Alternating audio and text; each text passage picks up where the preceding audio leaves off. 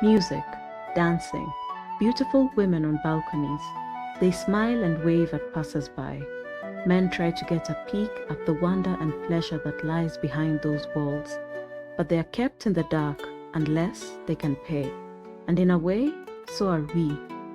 That changes when a girl grabs Maomao by the wrist.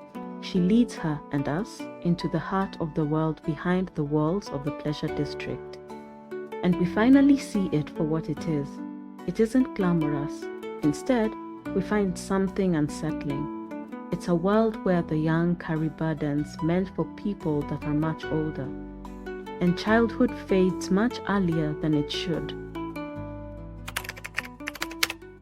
So what do we first see behind those mysterious walls? A crime scene. Fortunately, or unfortunately, depending on who you are on the scene, Maomao manages to change the trajectory of things and saves 2 lives. But it's then that we notice that this world isn't sparkly and shiny, it's messy and complicated, and we get to explore it from the lens of a nameless girl. She's a servant and isn't important by any of the measures of the world of the Apothecary Diaries.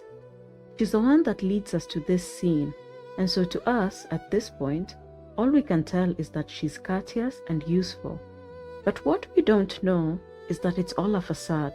Underneath the surface, she's carrying dark emotions that feel wrong, at least for someone her age, and that is rage.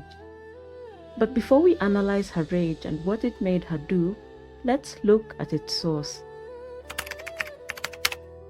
How did this girl become who she was? What events shaped her? It all began when her sister died.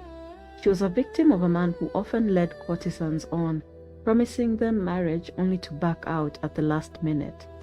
Naturally, the girl was upset, and from that lens, her rage is understandable. But her rage festered and became a grudge.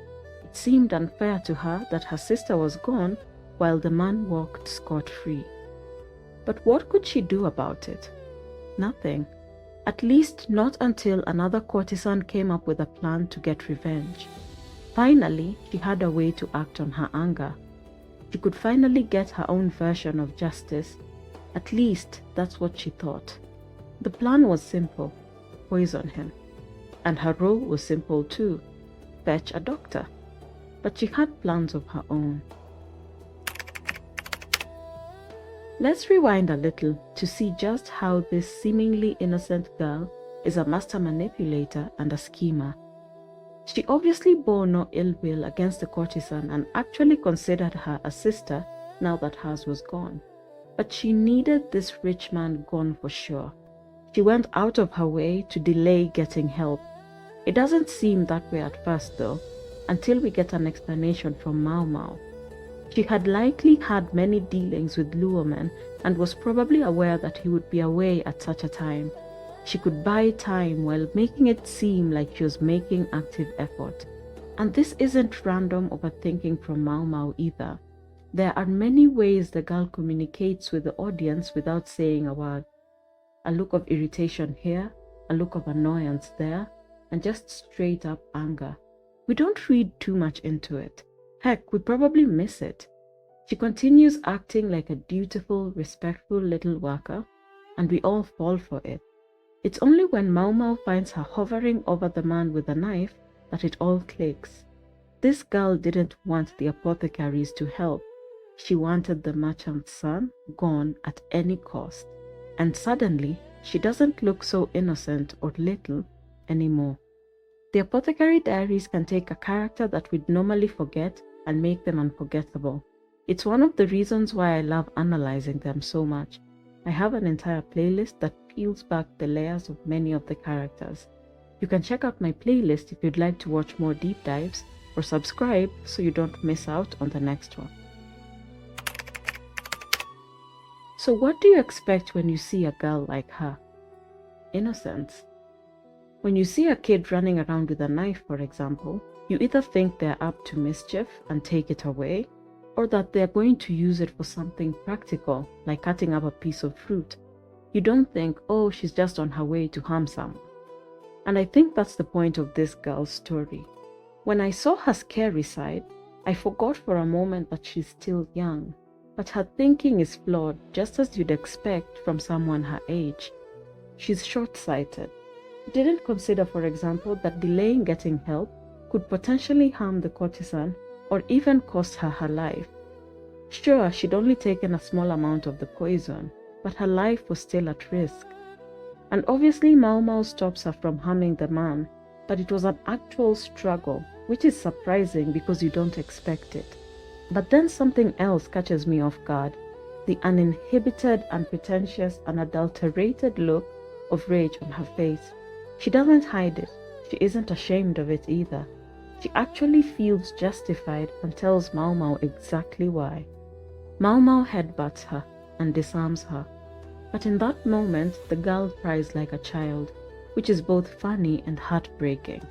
For a moment, I had forgotten her age, but her childish wails reminded me that that rage didn't belong on someone so young in the first place. And it's not because the feeling was wrong, but because she wasn't mature enough to bear the weight of that emotion and the actions it was leading her to. It's not just that the potential punishment would be too much, but even if she got away with it, what would it do to her psyche? Let me backtrack a bit for context. This is a little girl who, due to the circumstances life handed her, has found herself in a brothel. Her story isn't special. This was the fate of many girls in that setting. However, what is shocking is her experience with grown-up feeling. She's deceptive, manipulative, vengeful, and scheming. And it's all so jarring. It makes you wonder, was she taught or was she merely adapting to the world around her? A part of me almost hopes that there was someone behind the scenes pulling her strings, feeding her rage and training her on what to do, because at least that way there'd be someone to blame. But that doesn't seem to be the case. Sure, the other courtesans seem to empathize with and understand her emotions, but they don't seem to be the direct influencers of her feelings. This would imply that this girl's behavior was the natural result of her growing up in the pleasure district. And if that's the case, it would mean that in the time she has spent in this world, the way she sees and responds to the world is very different from how girls her age typically would. And that isn't surprising either, because when the entire premise of one's life is their commodification, of course that would warp their view of the world and create torrents of rage in bodies that are too small to handle them. She is carrying and acting on emotions that seem too large and experienced for her frame and age. In a way, it seems like a weight on her because she, by nature, shouldn't have needed to carry the weight of her grief on her own. The saddest part of this story to me is that we never get any ending. Sure, the courtesan survives, and I'm sure the man survives too, but we don't know what becomes of this girl. Does her resentment continue to fester? Does she learn to let it go? Seeing that we don't even get her name probably means we may never see her again or learn about her fate. So I guess we'll never know. But I think that's the point. The Apothecary Diaries only lets us glimpse into other people's lives, but somehow those snippets are enough to remind us that every character, named or unnamed, had a story worth telling. While this girl's story may have been nothing more than a footnote in the grand scheme of things in the show, I'd love to know what your thoughts are on her. Drop a comment, even if it's just an emoji. And as always, thank you so much for watching, and I'll see you in the next one. Bye!